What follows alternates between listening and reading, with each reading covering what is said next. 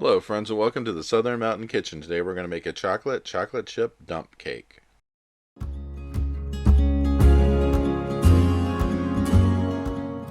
So if you're looking for a dessert to make and you have no time and you really have no patience to make something, this is for you.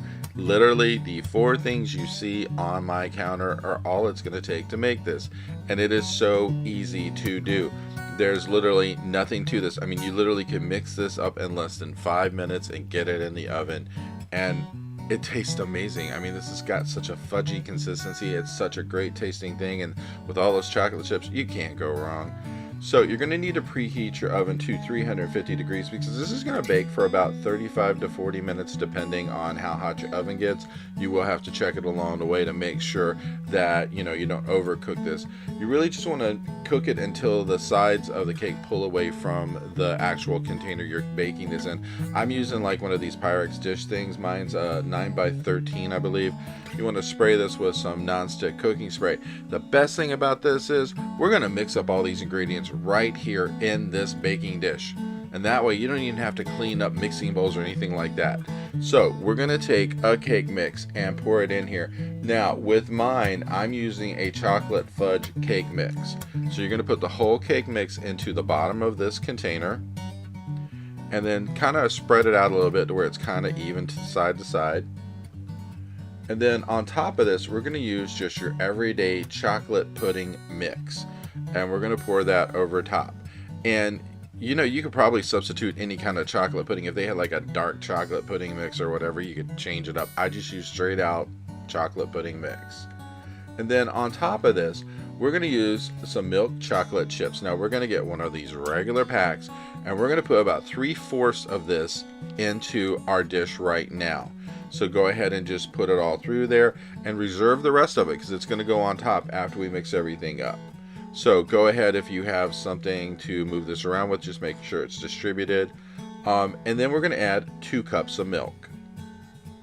So if you have a whisk, this is really a good time to use it. You could use a spatula if you want to, because once we get all of this milk in here, we're going to go ahead and mix this up, because you need to mix it through to get all of the dry ingredients pulled in.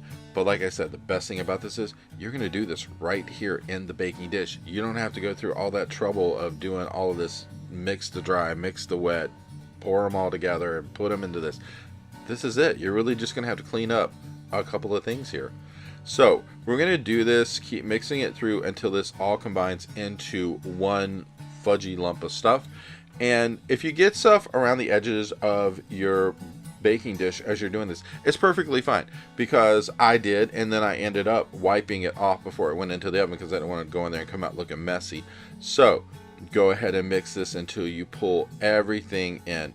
And as you can see with mine, it's already starting to mix together there. So this is not hard to do. You just have to keep working it until you get all of this pulled into the milk.